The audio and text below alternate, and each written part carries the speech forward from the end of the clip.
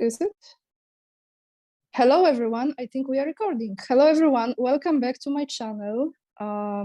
As always, quick reminder, because in the beginning, everyone pays attention. Join me on locals, follow me on Instagram, join my mailing list, support down below links if you choose to, zero pressure, but if yes, thank you very much. Today, I am joined again by Scott Ritter, who I absolutely love connecting with, and my audience after our last conversation was very, very, very appreciative of what Scott was saying and expressing, and I'm very glad that Scott found time again to connect with me while I am still in Russia. So welcome back, Scott. Thanks for having me. I apologize for my dress, but the Miami Dolphins got into the playoffs for the first time in 6 years, so I'm celebrating. Okay, that explains. I didn't ask about this, but now we know. If someone would be wondering, today I have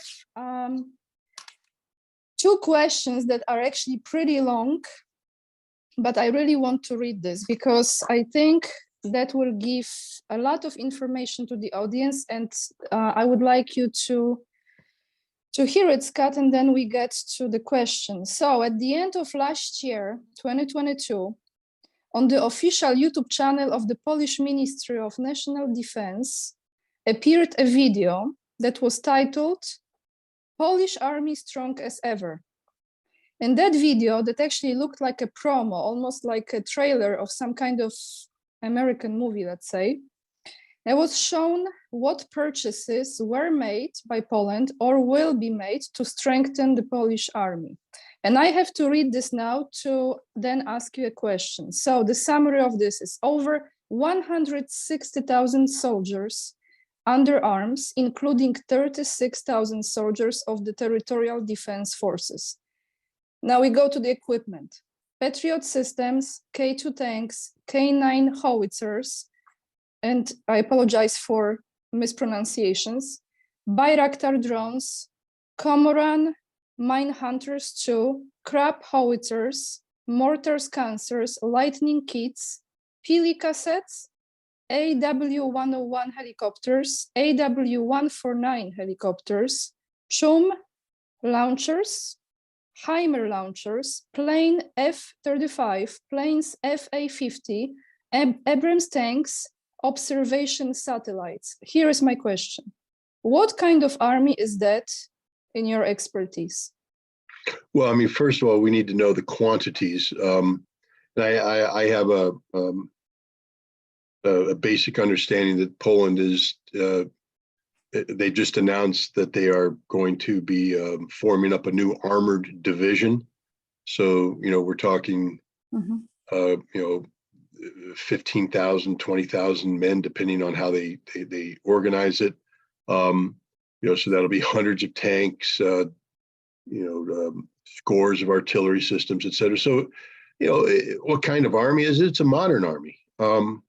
It's an army that's capable of engaging in, combined arms operations. It sounds like they're configuring it for large-scale ground combat in Europe, as opposed to creating an expeditionary force to go off and fight terrorism around the world. It's under normal circumstances, every nation has an inherent right for self-defense, and Poland likewise has an inherent right for self-defense. And if you're going to create a military, you're a fool if you're not trying to create the most modern, capable military. There's no reason to put men and women under arms if you're not going to give them the very best equipment money can buy. So I'm not worried about the equipment per se. I'm worried about the policies behind it, the impetus behind it. What is the purpose of this? And we know what the purpose is. The purpose is to build a military capable of engaging in combat operations with the Russian military. Poland is trying to set the stage, so to speak, for any potential future conflict with Russia. The Poles understand the reality of having the military that they currently have, which is a military that's not up to the task. The Polish military can't be counted on to survive a sustained war with a nation like Russia. And because of that, Poland increases the cost associated with reinforcing Poland. The United States would have, has put a core level headquarters in Poland. The implication there is at least three divisions of troops would be deployed. Those three divisions are not sufficient to defeat Russia in and of themselves. They would have to be integrated into a NATO structure, which, because it's on Polish soil, would be built around the Polish army. And for the United States today to rely on Poland in any major ground conflict with Russia is like Nazi Germany relying on the Italians and the Hungarians and the Romanians in the 1942-1943 campaign in southern Russia. You can't rely on them. They will be defeated. They're not equipped properly. They're not organized properly. They're not led properly. And as what happened in World War II, the Soviets were able to rout the Italians, rout the Hungarians, rout the Romanians, and the German forces were isolated. This is what would happen to the United States if it were to engage in large-scale ground combat with Russia using Poland as an ally. The Polish army would melt away, be defeated, and the United States would be isolated and ultimately destroyed. What Poland is doing is saying, no, no, no. We're building a capable military. We're building a modern Western military. We're building a military that can operate side by side with an American force or another NATO force. And in doing so, Poland is lessening the cost of American assistance to Poland or American intervention to Poland. And on the one hand, people would say, well, that's a good thing, isn't it? And I'd say no, because what you're doing is actually making the potential for war more likely, because you're creating the conditions where people think, aha, we can engage the Russians and we can engage them with at least an expectation of victory. I would prefer NATO to say, we don't want to engage the Russians, but even if they say we want to, I'd prefer a situation where they'd say we're not capable of engaging, because I know that the Russia's not looking to invade NATO. I'm not worried about the Russians. I think the world makes a mistake when they think of this expansive Russia that wants to take territory here, there, and everywhere. Ukraine is a unique set of circumstances that's linked to NATO expansion, the irresponsibility of the Ukrainian government, the threats posed to Russia, et cetera. But the same conditions don't exist regarding Poland or Romania or Moldova or the Baltics. Russia's not seeking to invade, occupy, and absorb. So it doesn't make any sense for Poland to build a military capable of offensive operations against Russia. It's very destabilizing. Now, I could understand if they, again, modernize your military by all means. I believe every nation should. If you're going to have a military, it should be capable of defending you. But I understand the reasons why Poland is doing this. It's not for defensive operations. It's to create the potential for offensive combat against Russia. And that's a very dangerous thing. So on that note, I want to ask you this. It's actually great because this takes me perfectly to my second question. Another long question. Observing the actions of the Polish government, Polish-speaking government, I emphasize here, especially the Prime Minister and the President, which in my opinion are caused not only by ignorance, selfishness, but also by the influence of the American government or a group of people that is still trying to rule the world and presents them with one-in-a-lifetime opportunity to get to a huge money.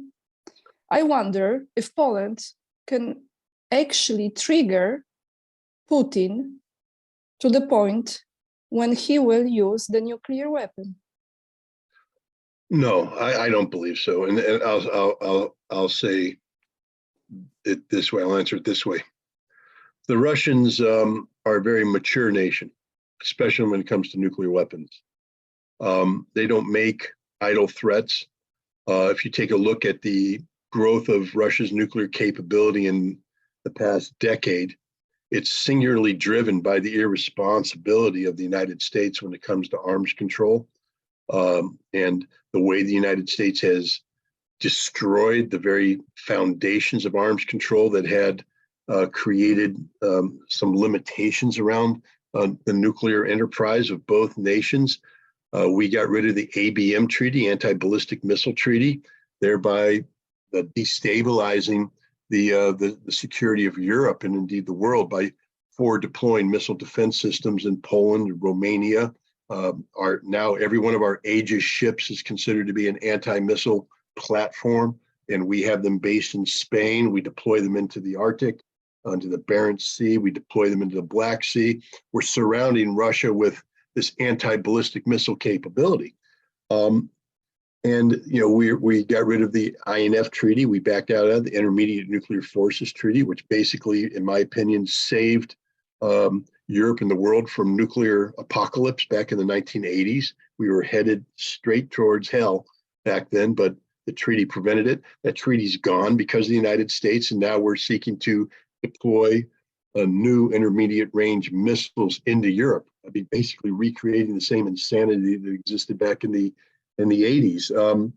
I mean, the Russians are aware of all this, and so they are, of course, responding. And Russia has, they have a nuclear posture which prohibits the use of nuclear weapons unless Russia's been attacked by nuclear weapons. Or if a conventional threat materializes that threatens the very existence of Russia, then Russia would use nuclear weapons to save itself. Poland, let's talk about the potential threat Poland could pose to Russia that could trigger a nuclear conflict. In order for Poland to do this, Poland would, one thing Poland could do is allow NATO nuclear weapons or American nuclear weapons to be stored on Polish soil. There's been some talk about this, both from the American side and the Polish government, but it's a NATO decision. So I don't imagine NATO would go along with something that provocative, but it is a threat. It is a concern, and we don't know what's going to happen in the future regarding Europe's continued willingness to keep the B-61 bombs, nuclear bombs, American bombs that are allocated or set aside for use by NATO nations in a conflict. There's some talk within Germany that Germany may not want to continue to have these weapons on their soil. If that's the case, where would these weapons go? And there's been talk that they could go to Poland. That would be a very provocative measure, would be forward deploying nuclear weapons into Polish soil. But even that alone isn't going to trigger a Russian nuclear response. It just means that Russia will now target Poland with its nuclear arsenal, so to guarantee that Poland disappears if there ever is a nuclear conflict. So good job, Poland. But the other threat would be if Poland, together with NATO, created an offensive strike capability that could threaten, say, Moscow or St. Petersburg or Russia itself, and then acted on it in a way that made it difficult for Russia to defend itself, maybe a preemptive strike, things of this nature. That could trigger a Russian nuclear response. Fortunately, while Poland is working to build up one division, and probably more down the road, the number they talked about increasing was 160,000 troops. That's, roughly, half a dozen divisions or more. Russia just signed a bill. Vladimir Putin, the president of Russia, just signed a bill that authorizes the expansion of the Russian military to 1.5 million men. They're going to begin an increasing conscription, as well as offering a larger number of contracts for professional soldiers. They're expanding dramatically their airborne forces, their marine forces. These are forces, expeditionary forces that can be deployed anywhere on the Russian periphery. Artillery divisions, they're expanding those. They're building a whole new battle group opposite of Finland. They're weaponizing and making a new military district to oppose the potential expansion of Finland and Sweden. They're beefing up their other areas, and they're ramping up their defense industry to support this. So Russia's well ahead of NATO already on this. So I don't think the threat of a conventional attack against Russia will ever materialize because the Russians are just, they're too smart, too savvy, and too strong. The nuclear, the potential posed by putting nuclear bombs on Polish soil, continuing to, expand the Aegis Ashore missile defense system in Poland that has dual use capabilities. You can fire Tomahawks or these new Typhoon missiles that are built to be fired from this. This is destabilizing. And here's the risk. And Poland may not even intend to do this, but when you take a look at the plans of the United States to deploy the Dark Eagle hypersonic missile system into Europe, and you have these missile defense systems that can be converted into offensive strike platforms like the Aegis Ashore, you create the potential for misunderstanding, for a mistake to be made. You see, the Russians aren't going to allow the West to carry out a preemptive strike that decapitates their leadership or somehow neutralizes their nuclear strike enterprise. Vladimir Putin has said, because the United States and indeed the West are considering developing the technologies that could lead to preemptive strike, that Russia is not only going to increase its readiness when it comes to what they call launch on detection. See, Russia says we're not going to use nuclear weapons unless you fire nuclear weapons at us. But Putin has made it very clear that doesn't mean that we wait for the nuclear weapon to hit us. When we detect the firing of nuclear weapons, we launch everything and we all die. He said, we will not be the first to use nuclear weapons, but we won't be the second. And so that's a very dangerous situation inherently. But normally when you have launch on detection, because of the way strategic systems are, the ranges they operate at, they take, anywhere from 30 to 40 minutes to reach their target, which means, let's say there was an accidental launch or if there was a mistake made, that gives people time to get on the phone and talk about it and work through a solution that doesn't lead to the total annihilation of the world. But with Dark Eagle, if there's a mistake, we've taken that 30 to 40 minute window and we've turned it into 5 to 7 minutes. That's not enough time. And so, the Russian leadership can't even get down into a bunker at that point in time. So, if Vladimir Putin's in the Kremlin and bam, boss, they just fired Dark Eagle, we have a salvo coming in, headed towards Moscow, Putin's just going to say, launch everything. And Poland is contributing to this because of their irresponsible rhetoric regarding nuclear weapons. Poland should literally take the stance that let's get rid of all nuclear weapons. Nuclear weapons don't secure Poland. All nuclear weapons do is guarantee Poland's destruction, total destruction under any scenario, and create the potential for global thermonuclear conflict. And so I think the Polish are just horribly irresponsible. If you're going to be a frontline state, be a responsible frontline state. Again, I'm not singing the praises of Germany, but I will say this. During the Cold War, the Germans took a look at NATO nuclear posture. And what NATO was planning to do is if the Soviets ever came across the border and were driving on the Rhine River, NATO wanted to fall back and use nuclear weapons to slow down the Soviet advance. And the Germans went, you guys do understand that when you say use nuclear weapons, you're dropping them on German soil, German towns, German cities. And therefore, even if we win the war, Germany will no longer be a viable country because it'll be a nuclear wasteland. So what the Germans said is we want to have a forward defense. We want to defend conventionally the very borders.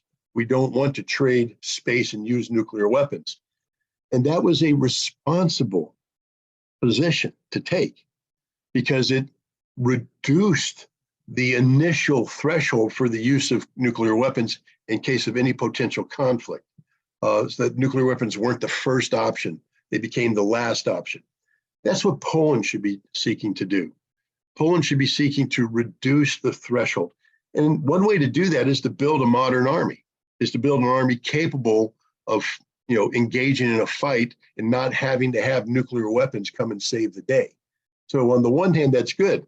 And if Poland was doing that and at the same time articulating a desire for general nuclear disarmament, I'd say that's a responsible policy. I could buy into that policy.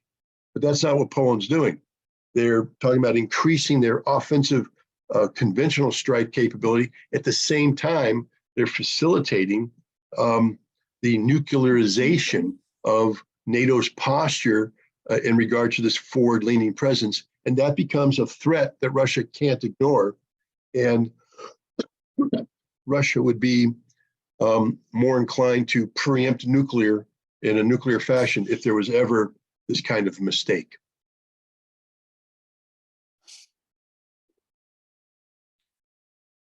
I'm speechless because I don't even know what to say, about how they are running Poland right now. Scott, you actually mentioned this. It's interesting because that was my third question for you about this Dark Eagle. So the United States Army intends to deploy this long-range hypersonic weapon. Can you tell me, and you said a few things about it already, when they are planning to do it, what this really does, and are they planning to use it in Ukraine? Well, I think in 2021, they activated, problem with getting old as your memory goes, but I think it's the 53rd Artillery Brigade, which was the artillery brigade that existed during the Cold War for the Pershing II missile. And so it's an artillery brigade with a reputation.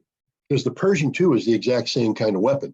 It wasn't hypersonic, but if you fired a Pershing II from West German soil, it was going to hit Moscow in 12 minutes. And that's what created the sense of danger regarding potential nuclear conflict that led to the Intermediate Nuclear Forces Treaty to get rid of the Pershing II and the SS-20 because they were destabilizing weapons. I mean, it's amazing how people forget their history. That's why I wrote a book, by the way. I don't want to promote it too much, but Disarmament at the Time of Perestroika is about that very story, about the threat these weapons posed and what we did to get rid of these weapons. But it's like nobody remembers that history. Nobody remembers how stupid those policies were and why we had to get rid of those weapons with a treaty because how dangerous they were. Instead, it's like some Cold Warrior or somebody with a Cold War fantasy fetish said, let's reactivate the 53rd Artillery Brigade. Ha, ha, ha. And we're going to give it the Dark Eagle, which is a weapon that's even faster than the Pershing II. Will show those Russians. But don't you understand that the Russians don't sit back and do nothing? The Russians are preparing a response to this capability. And that response is not going to be one that seeks parity, but one that will guarantee an outcome favorable to Russia, which leads then us to escalate and say, well, no, we can't let the Russians have the upper hand, so we need to escalate. The Dark Eagle was supposed to be deployed I believe, in the summer of 2022. They may have actually deployed certain components of the system, not the missile, but the launchers and vehicles so that people could get used to driving them and maintaining them and operating them. But the missile itself hasn't been perfected yet. They still need to make sure that it works. The United States is having some difficulty with hypersonics. And so they pushed that off, and some people said it's going to be deployed this year, this summer. Now there's some talk that it won't be ready till 2024. So we don't know exactly when the system's going to come in. What I would hope would happen is that, like the deployment, the INF talks, Intermediate Nuclear Forces talks, were already underway before the United States deployed version 2 and ground-launched cruise missile. But the only way we could get the Soviets to agree to get rid of all of their intermediate nuclear forces, especially the SS-20 road mobile missile, was for us to put something on the table to get rid of too.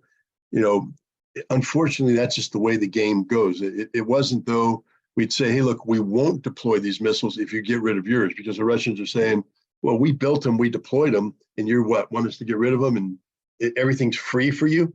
So the United States had to build them, deploy them, and now we could draw down equally. The Dark Eagle is a stupid weapon system. It gives no advantages to anybody. It's a suicide weapon. It can't ever be used. It can't ever be used. And let me just make that point, because you made the question, would it be used in Ukraine? No, of course not. If it was, first of all, the second it's launched, Russia has to assume that it's a nuclear warhead coming at Moscow. Russia's not going to sit there and say, let's see what happens. Because remember, one of the things about hypersonics is that it's not a ballistic missile. It's a maneuvering missile. So it can fire up, come down, go this way, maneuver in. The idea is to avoid air defense systems. So its initial trajectory may not be indicative of its ultimate target. So one has to assume the worst upon detection of launch. And you fire the Dark Eagle, Russia's going to immediately assume that you're striking Moscow, and then Russia will respond accordingly. So the Dark Eagle can never be used. That's the stupidity of the system. You're building a system that can never be used. So hopefully sanity will prevail. And once the system is deployed, Russia and the United States will begin negotiating INF-2, a new treaty to get rid of these systems, get rid of the Dark Eagle, and get rid of whatever equivalent systems the Russians may have or may seek to build in response, and eliminate intermediate nuclear weapon systems from the lexicon of European defense. Europe should never be allowed to have any intermediate range missiles because of the proximity of Russia with Europe. Intermediate range forces puts everybody at immediate risk of global annihilation. So it's another waste of the taxpayers' money. Yeah, of course. It's just stupid. It's just a ridiculous weapon system. So 2 more questions, Scott. Maybe 3 we see. But first is, I wonder, where would we be as the world if Russia, Putin, didn't take that action on February 24th? Well, we now know, it's no longer speculation.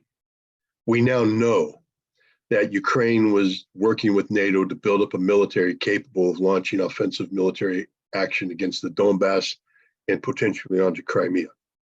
We know this. It's no longer speculative. We have Angela Merkel, we have Hollande, we have Poroshenko all admitting Minsk was a sham to buy time for the Ukrainian military to be built up. And we have the United States and NATO putting in at least three major training facilities. The United States bragged that theirs was designed to train a battalion of Ukrainian forces every 55 days. Almost 30,000 Ukrainian soldiers were trained by the US during this time. Another 30, 40, 50,000 were trained by NATO. This is an 80,000 strong NATO strike force.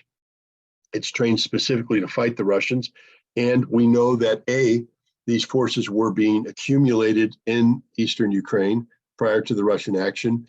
And B, in the lead up to the Russian action, the Ukrainians had begun a dramatic increase in the amount of attacks that they were doing on the Donbass, on Lugansk and Donetsk. Thousands of mortars and artillery rounds were being fired. The Organization for Security in Europe, observers, detected this. And when you take a look at their reports about the violations, the overwhelming number of violations were conducted by the Ukrainian side. And then we have Zelensky bragging to his own inner circle how our policy is war, our policy is war, our policy is war. So had Russia not intervened, one thing people don't realize is that the militias of Lugansk and Donetsk had actually been reduced to the bare minimum necessary to man the front lines. They went from having 30, 40, 50,000 people to having 10,000. And had they been attacked by 80, 90, 100,000 well-armed, well-trained, well-equipped Ukrainian forces, they would not have been able to defend. And so the Ukrainians could very well have taken or recaptured all of the Donbass, and then made a move on Crimea, which would have put them in direct conflict with Russia. And that, what could have led to, a different kind of war. Because now I think Russia would have definitely linked the Ukrainian actions to NATO. And we could very easily have seen this become a general war between Russia and NATO. So Russia actually saved the world by invading Ukraine on February 24th, because had Russia not done this, then Ukraine and NATO, I believe, would have carried out in the near term, probably in March of 2022, precipitous offensive operations that would have inevitably dragged Russia into the conflict, but in a way they didn't have. See, Russia, when they called it the special military operation, Russia created the four corners that contain this operation to Ukraine. They specifically designed the operation with that in mind. The Ukrainians, with their NATO backing, because remember, it's not Ukraine acting alone. We now have the admission of Merkel and Hollande that it was the policy to build the Ukrainian military. And we now have the Ukrainian Minister of Defense bragging about the role Ukraine is playing as the tool of NATO. He says, we are doing your job. We're doing your job. We're fighting the Russians on your behalf. He's stating it in the open. Why? Because that was always the policy. And had Ukraine initiated the conflict, these four corners that limit the conflict that Russia has put in place wouldn't exist. And this very well could have spun out into, and would have spun out into, a general war between Russia and NATO that would have gone nuclear. So, I know it sounds like Russian propaganda, but, I'm just telling you right now, the world should be thankful that Russia did what it did, because as bad as things are in Ukraine, the way Russia has conducted itself, nobody is looking for a NATO versus Russia conflict. But had Ukraine been allowed to launch the actions with the backing of NATO, it would have ended up with a Russia-NATO conflict. So Scott, let me ask you this now, because I was thinking about it actually quite a lot in regards to, there will come a day when this is over and there will be peace agreement and there will be the end to that fighting. But now looking at those Minsk agreements that were just not honest, how any peace agreement can be ever taken seriously and respected? It's just my common sense. I'm trying to look at this, how you can ever make peace and trust that this will be respected and this peace will prevail. The short answer is you can't. Let me start off by saying this. I'm not a Russian negotiator. I don't work for the Russian Foreign Ministry. I definitely don't work for Vladimir Putin's inner circle. I don't know what the national priorities of Russia are, and what Russia would be willing to do to achieve a peaceful resolution to this problem. But I'll just go off of what Russia has said. Vladimir Putin has said that he made a mistake in allowing 2014 Minsk Accord to go forward. That, a lot of people don't realize it wasn't just a ceasefire, it was a ceasefire to save the Ukrainian army. That the Ukrainian army was surrounded by pro-Russian forces, 10,000 troops surrounded, and they were going to be annihilated. They were on the verge of being annihilated. And that the purpose of the 2014 ceasefire was to save these forces. And Putin has said, I made a mistake. I trusted the West. I should never have. We could have finished it then. And they could have. They could have wiped out the Ukrainian army and it would have been over, finished. He said, I won't make that mistake again, meaning that he's not, what that means is Russia can never allow this conflict to end with the Ukrainian army in the field. The Ukrainian army must be destroyed. That's what demilitarization means. That's been one of the Russian stated objectives since day one. The other thing is Russia can't allow, there's been a lot of talk in the West about what they call the Korea solution, to create a situation where you have a demilitarized zone separating the Ukrainians from the Russians.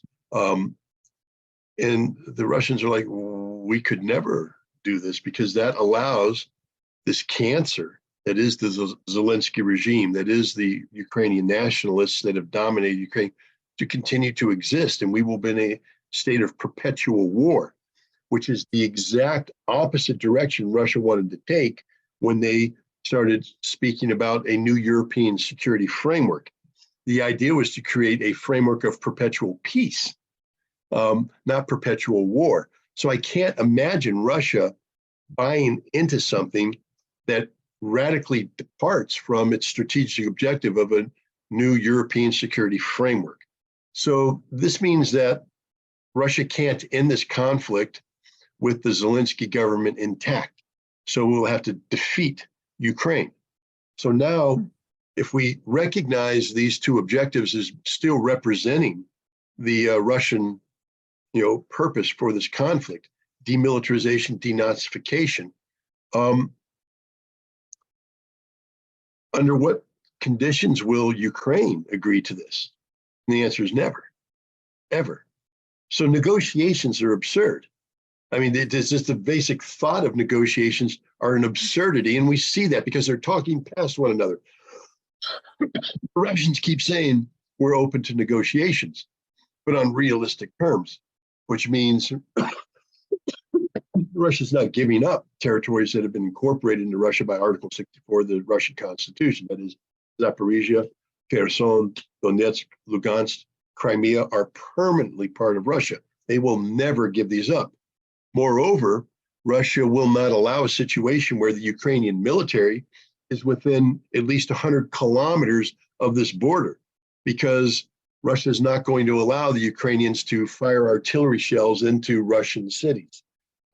So, Ukraine, in addition to giving up these territories, is going to have a demilitarized buffer zone imposed on it.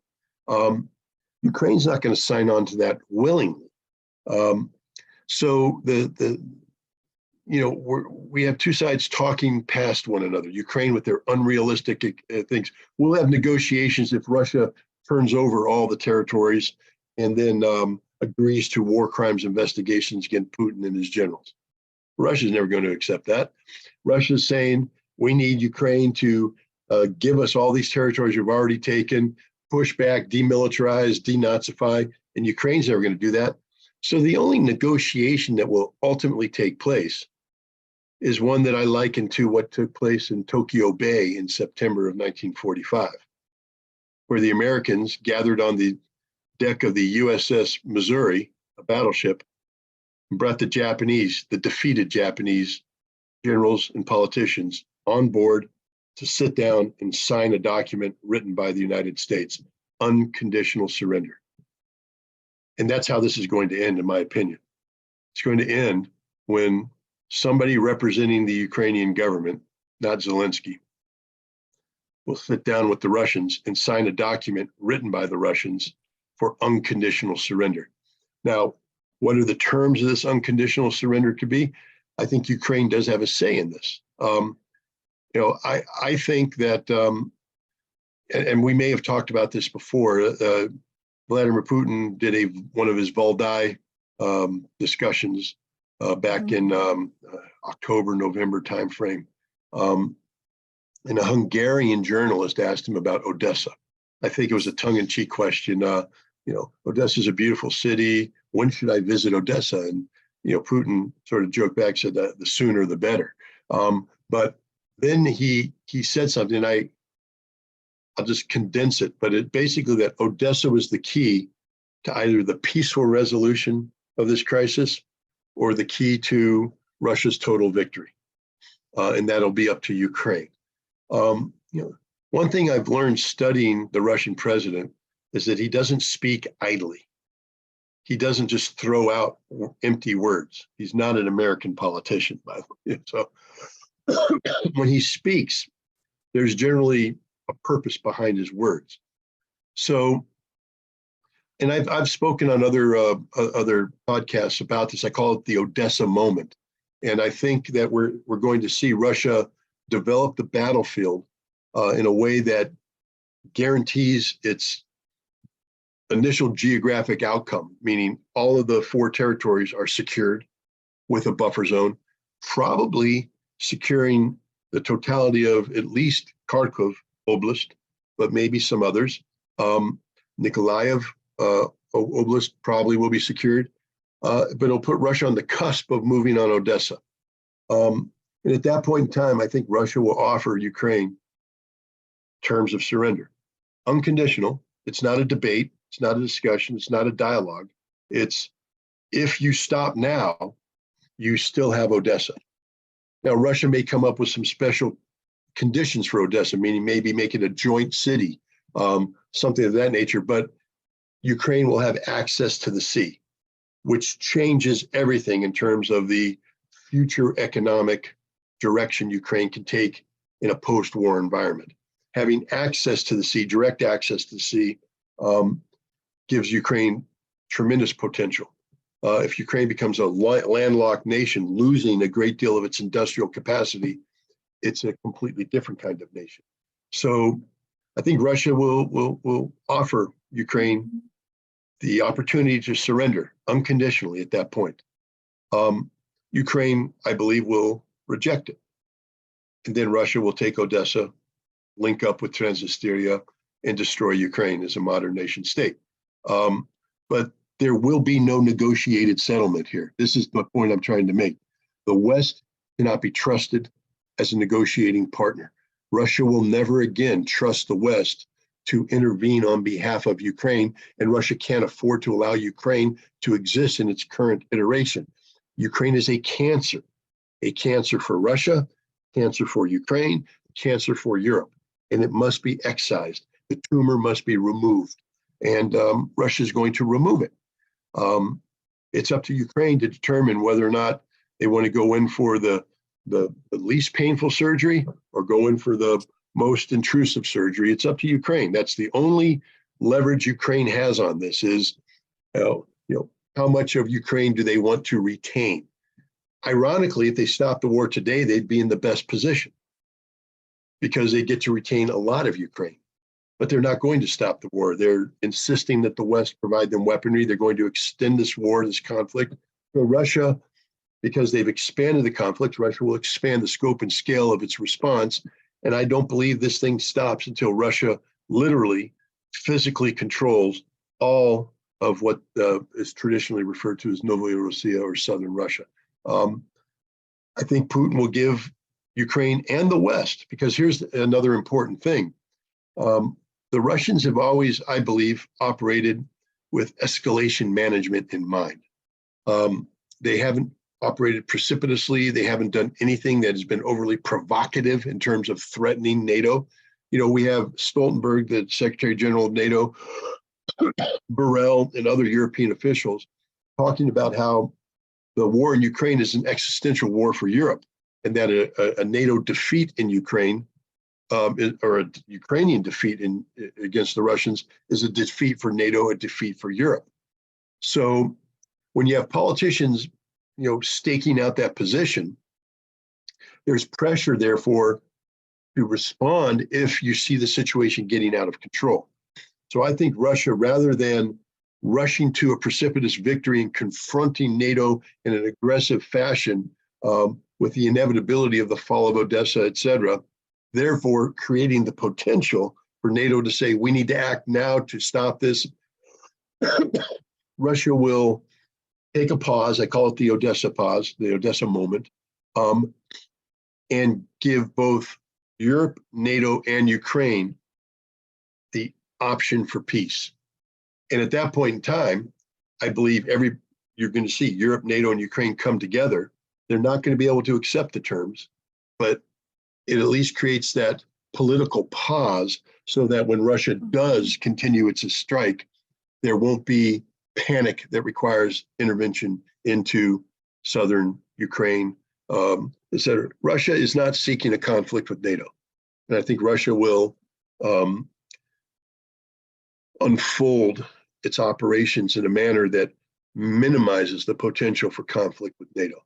Again, Vladimir Putin's the only adult in the room. That's just a statement of fact. So there is this potential on the ship somewhere near Odessa of having that agreement of surrender around, let's say, September. And I if think it so. doesn't, and if I it think so. does, Yeah. if it doesn't happen, then there is a different ending to it. A very different ending, a very violent ending, a very tragic ending. Look, all of this is tragic. I mean, this whole thing's tragic. I keep trying to tell American audiences, because I sometimes am accused of being too glib or too optimistic when I talk about the casualty disparity. I focus on the high level of Ukrainian casualties.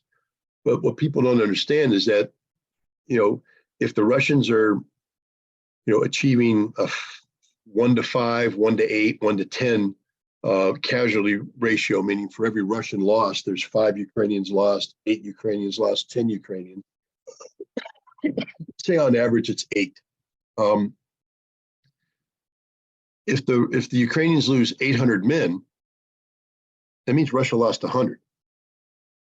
So if Ukraine's losing 800 men a day, Russia's losing 100 men a day.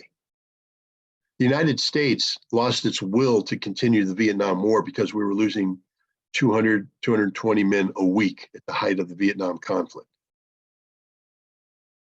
If the casualty figures we're talking about are accurate, Russia's losing 700 men a week, nearly more than 3 times the number that broke the American will to fight.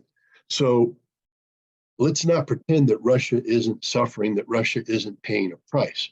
Russia's paying a horrible, horrible price. There are Russian families that are losing their husbands, losing their fathers, losing their brothers.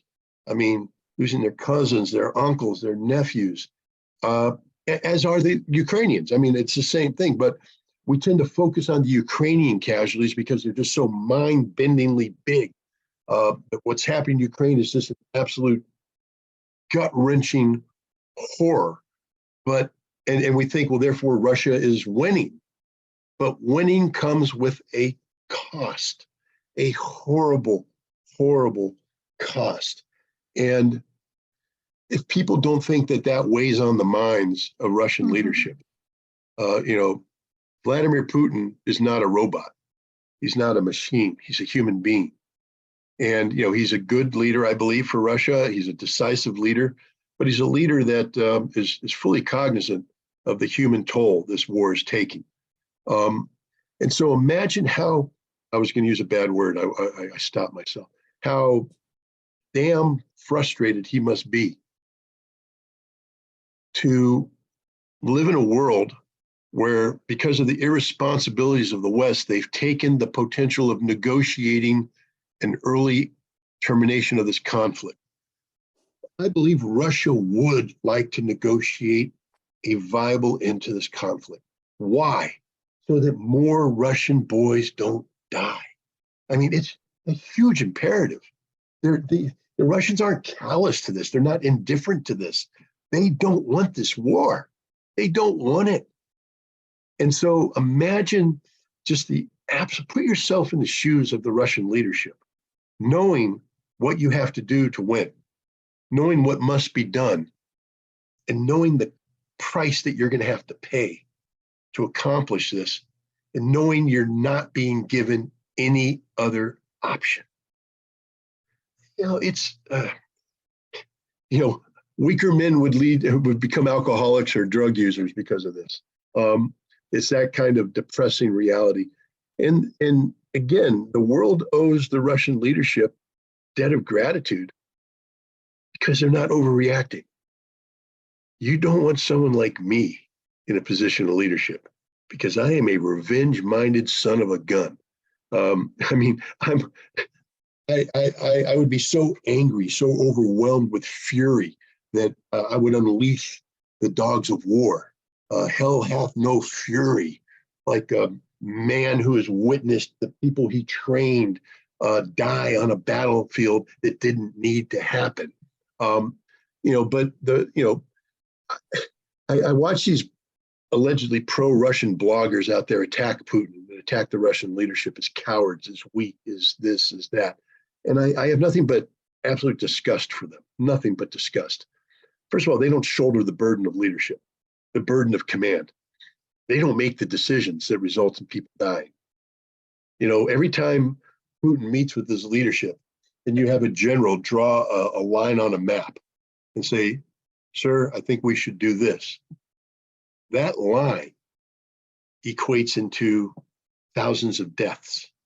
It's not just, sir, we should do this. It's, sir, I need you to sign off an order that's going to kill thousands of Russian soldiers. Okay, all these bloggers don't have that burden. They don't have that the burden of command, the burden of leadership. Putin does. And he's doing a good job. Is it a perfect job? No, because people aren't perfect. Humans aren't perfect.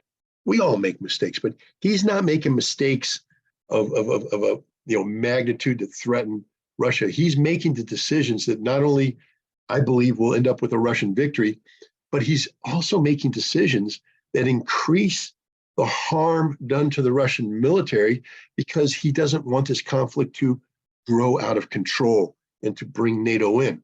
So he is sacrificing Russian lives so that the world can survive.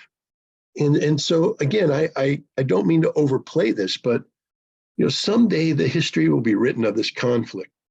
And if they don't give Vladimir Putin the damn Nobel Peace Prize, the way he's managed this conflict, then that prize has no value whatsoever, none whatsoever.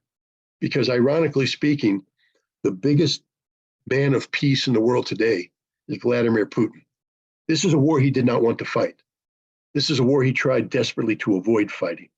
This is a war that was brought on to him by Western duplicity. It's not theoretical duplicity, Anya. We know what we're talking about. Merkel, Hollande, Biden, everybody lied to him. They lied because they were pursuing a military option using Ukraine. We have the Ukrainian Minister of Defense bragging about this. So everybody's sitting there attacking Putin as this warmonger, this man who carried out an unprovoked act of aggression. No, he had no choice.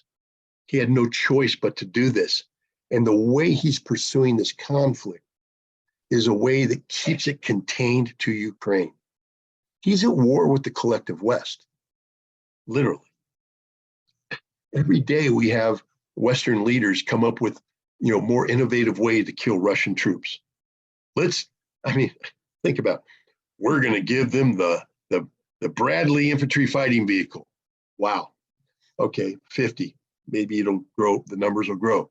All you've done is guarantee that every Ukrainian that touches the Bradley will die, but the Russians who are going to be killing the Bradley are going to die too. So you've increased the scope and scale of the conflict and the human cost of the conflict. We're going to give them the Marder infantry fighting vehicle. Again, all you've guaranteed is that Ukrainians will die, Russians will die. We want to give them the Leopard tank. All you've done is guarantee that more Ukrainians die, more Russians die. You will not change the outcome. A lesser leader, when confronted with this constant escalation, would match escalation with escalation, and then we'd end up with a general war.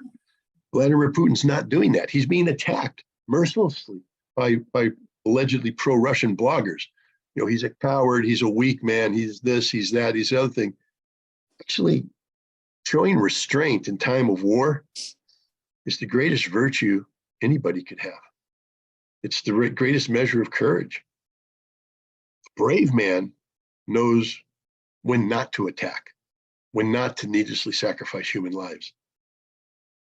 You know, a coward overreacts, throws forces in when you don't need to because I want to look good. I want to look tough. The toughest man is the one who can shoulder that burden, pay the price, bear that burden gracefully, even though it means people will attack him for appearing weak. A tough man is never afraid to appear weak when by appearing weak, you're actually strengthening your cause. You know, I just have the highest regard for this guy, Vladimir Putin. I think he's done a great job. He's doing a great job. And I think the world owes him a debt of gratitude that he'll never get, by the way. We'll never, ever, ever give Vladimir Putin the credit he deserves for this. But I don't think he's looking for that credit. But I want the Russian people to understand that you're lucky, you're fortunate to have a leader like this. You could have had somebody else. And I don't think things would be going as well. I want to say two things on that note, Scott.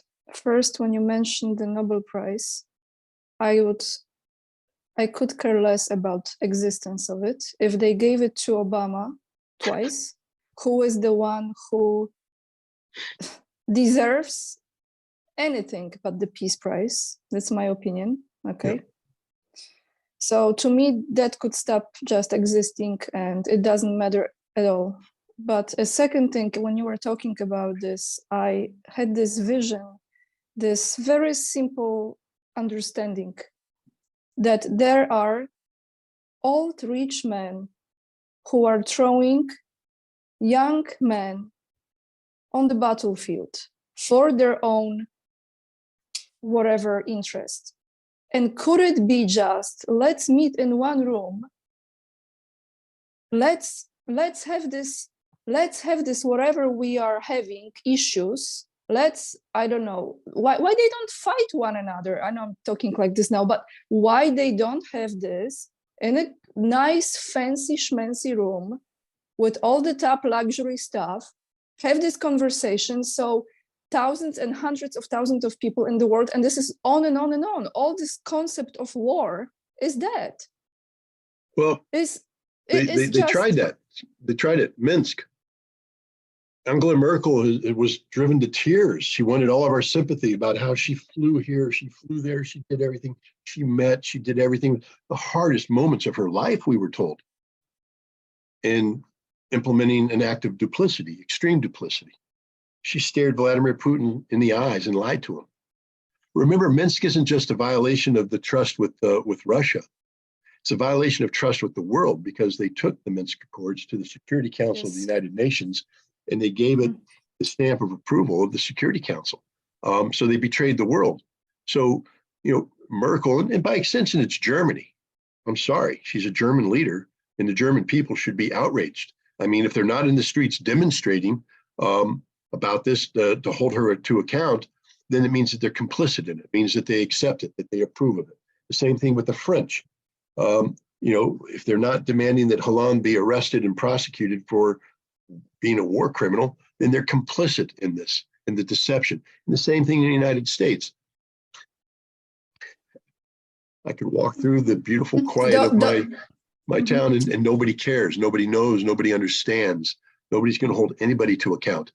So again, I believe the Russians, if they had a viable negotiating partner, would do so and they would do so in a manner, and we know this, we know that they were prepared to accept a peace settlement on April 1st when they were negotiating Istanbul. They were preparing to accept something that was far less than what they have now, far less. It would have preserved the Zelensky government, preserved the Ukrainian military. You know, it would have, you know, of course, secured Donbass and Crimea, but It was far less than what's going on now. Russia was willing to do that. And at that time, that would have been a very, very difficult settlement for Putin to explain to the Russian people. But it's one that he was prepared to accept, to bring an end to this war, But Boris Johnson flew to Kiev and stopped it, shut it down, scuttled it, because the West isn't interested in peace. Who is Russia to negotiate with? Who is Russia to negotiate with? There's no one to negotiate with. There's no one they can trust. No one, not a single one they can trust.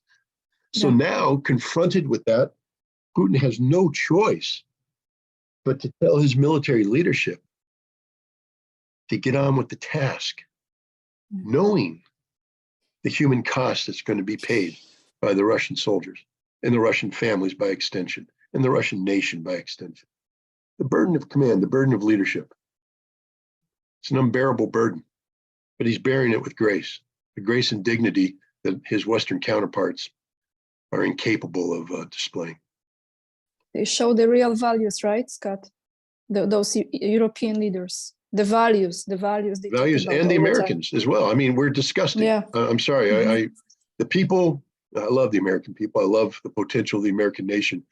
But the people we elect, the people we elect to represent us in IRA are just literally the most disgraceful people on the planet. There's no redeeming qualities, no redeeming values. They stand for nothing but money, enrichment, and power. And they're willing to sacrifice everything to achieve that. So the last question will be, I just had a recently conversation with Andrei Martianov, and I have asked him about how does he see the future of Russia. I don't think I ever asked you this. How do you see the future of Russia? How do I see the future of Russia?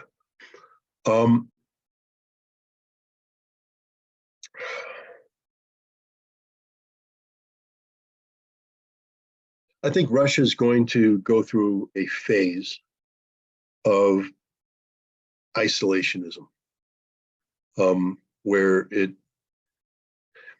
from the time of Peter the Great, Russia reached out to the West, wanted to be a part of the West, wanted to be part of Europe. And that desire became part of the Russian soul, so to speak. And there has been a betrayal of Russia by the West, rapid betrayal, economic betrayal, political betrayal, every kind of betrayal. This goes beyond, everybody's like, well, wait a minute, they were invaded by the Germans in World War II. Yes, they were invaded by Nazi Germany, but they were allied with the West, with the United States, Great Britain, France. It's not as though the West rejected Russia. Germany invaded, but together with the West, the Soviet Union defeated Nazi Germany. And even during the Cold War, there wasn't this sense that the West was trying to cancel Russia. They were just, trying to get Russia to buy into a rules-based international order that the Soviet Union wasn't, but they weren't canceling Russia. Yeah. I think there's, right now, Russia has realized that the cancel culture in the West has reached such a scope and scale that we're seeking to cancel Russia. Now, some people have known this. I mean, Vladimir Putin has spoken about, what the Chechen wars were about. And anybody who studies, especially the Second Chechen War, knows that Russia knows what the United States and Europe was doing, how we were facilitating the transfer of, money, weapons, and fundamental Islamic ideology into Chechnya for the sole purpose of defeating Russia and beginning a process of dismemberment of Russia. The idea was that if we could get Chechnya to be declared an independent nation, to break away, that Dagestan would fall, Ingushetia would fall, the mountain states in Caucasus would all fall. And then you'd have this cascade as the Bashkirs and the Tatars and the Udmurts and the Buryats and everybody else broke away. And so the Russian Federation collapsed into this competing fiefdoms of chaos and anarchy, which would be disastrous for the people involved. But in the West, we'd go, great, that's what we want, because we don't care about the Russians. I mean, that's the ultimate thing. We don't care about the Russian people. We don't view them as humans on the scale of Europe. See, Russia wants to be part of Europe, so that when you put a Russian next to a German, we go equal. But that's not what's happening. We now put any European up there and we put a Russian up and we say people that are of our stature, inferior people, the Russians. That's the way the Western approach is. And so I think Russia, the Western policy of sanctioning Russia is sort of a gift to Russia. And what I mean by that is it compelled Russia to confront this horrific reality that the West isn't their friends. The West doesn't view them as fellow human beings of equal status, that the West will always view Russia as inferior, at least the West, the way it's currently configured. So I think you're going to see Russia turning back within itself. And this is the scary part, because nationalism is always a very dangerous thing. And, if you force Russia to turn in on itself, it may redefine itself in a manner which, I'll just say, isn't reflective of real Russian values. Because real Russian values are values that have them reaching out to other people, trying to live peacefully, coexist with people. And if Russia becomes an isolationist nation, it's going to reject that. And then that tends to exaggerate certain features of Russian history, features of Russian society, and de-emphasize others. And so I think Russia's going to be going through a very, very difficult time. I think economically they'll do okay. I think that their pivot to the east is okay. But I don't see Russia integrating with China the same way Russia sought to integrate with the West.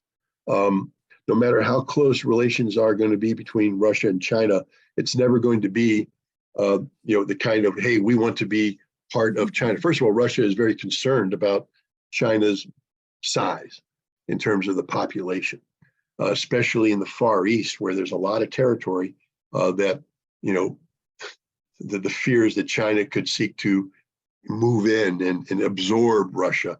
And so Russia is very concerned about that. So I think Russia will be turning inward everywhere. And this is going to be a challenge for Russia. It's truly going to be one of those historic, challenges of a nation. How will Russia survive the decades of isolationism that's going to occur? The imposed isolationism of the West and the cultural isolation of that there's just the reality of Russia interacting with the East. And it's going to be one of Russia's greatest challenges, I think, as a nation, because we're talking about the Russian people, the Russian nation. We're talking about, a nation that had, with the history of, Tolstoy, Dostoevsky, Chekhov, Tchaikovsky. All those people I just named were Western focused. So the basic heart and soul of Russia is always oriented towards the West, always oriented to the West. To the extent that they're oriented to the East, it's a rejection of the Golden Horde. It's a rejection of the Mongol conquest. That's the relationship with the East is it has that. The relationship with the West is to absorb German culture, to absorb French culture. To the East, to reject the Golden Horde, to reject the Mongol hordes. And now Russia's going to have to redefine itself. And how they do that's going to be one of the greatest challenges for the Russian nation. Militarily, Russia will do just fine, just fine. Economically, Russia's going to do just fine. But the military and the economy doesn't define Russia. That's not who Russia is. That's not what Russia is. And so I'm very concerned about it, because the Russia that I love is the Russia that's defined by its history, its culture, its traditions, its values. And those values are close to mine because Russia has always said we want to be part of the West. And so there's an inherent kinship. But if Russia not beginning. I'm not blaming Russia for this. It's not Russia's fault. Russia's had no choice, but they're going to have to put up these walls to protect them. And I'll say this: Russia went through a similar period of time when they were part of the Soviet Union. When you study the early years of Soviet history, you know, the Soviet Union was literally surrounded by hostile parties, hostile nations. They had no friends, and they had to rely upon themselves. And a lot of mistakes were made. This is the time of Stalin. So the mistakes were made. You have to look at these mistakes in a historical context. They're forced, but Russia redefined itself during that period of time, but it didn't forget its roots. It didn't forget its roots, even though, Homo Sovieticus was created, the Russian man, and all this stuff. The Russian man was never delinked from Tolstoy, never delinked from Dostoevsky, never delinked from Tchaikovsky. And I just hope that whatever emerges, the new Russian man, and I don't mean to be sexist, by man, I mean nation, the new Russian nation never delinks itself from that which makes it so unique and possessing of so much value to the world.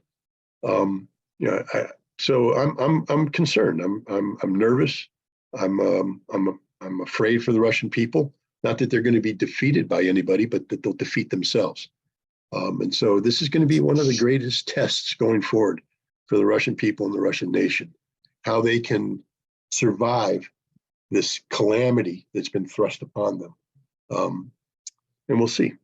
But I'm optimistic to a point, but I'm also realistic because, as I told you, I'm a human, and I know what human nature is, and I know how bitter I can be, and I know how angry I can get, and I know how revenge-filled I can get.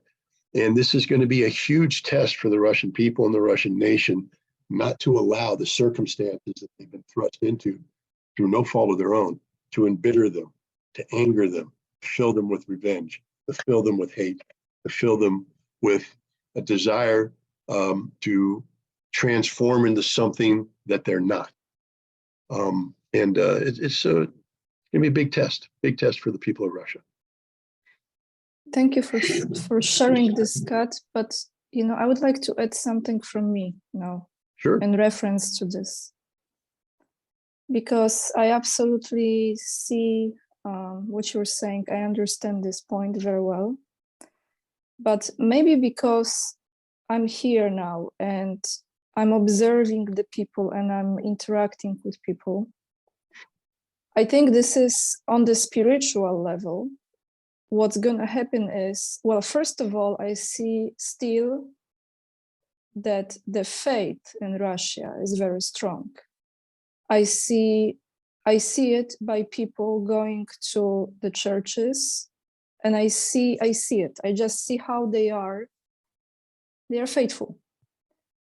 So the faith is one factor, but I also think, looking at this, it was comparing it like to a relationship, let's say between men and women, and either way, men looking up to a woman, idolizing it, or a woman looking up to a partner, idolizing this partner. So we have East and West. And now Russia, let it be male or female, coming to understand of her own virtues and strengths. And she was looking for something that seemingly was better, more elevated on another level, when in fact that was full of envy and jealousy and insecurity because she had it all. So it's like a very, very twisted version of it. And now I think it will be full circle. Russia is coming back to rediscovering all those strengths and abilities, and not just resources, but on the spiritual level, because it is really in people, and you know this, and I know you know this. It's in people. It's something you're born with this. So anyway. No, Anya, I agree with you, but I also, I watch, Russian TV, the talk shows. I listen to Russian politicians, and there are elements out there that that are promoting very nationalistic postures and policies that that don't match the what you just the Russia you just described. The heartfelt, right? Right. So it's more like, visceral. It's more human. Yeah. It's more muscle bound. And that's the struggle I think that Russia is going to be going through, because I don't dispute anything you just said. And you know, the irony is even under Stalin, the church, the Orthodox Church, was seen. I think he gave a speech in October of 1941 where he appealed to the Russian nation, the Russian people, the Russian church, to save the Soviet Union. You know, so in the darkest times, you know, Stalin knew who he had to appeal to save Soviet Union. It was the Russian people, the narod, and what makes the people, not just the earth, but the spirit, the faith in the church. And so I think you're absolutely correct to bring that up. But understand that there are people out there who can abuse spirituality. We've seen it in history, you know, the Crusades, jihad. The world is full of faith being used for the wrong purposes. And again, I'm not saying that Russia is going to go in that path.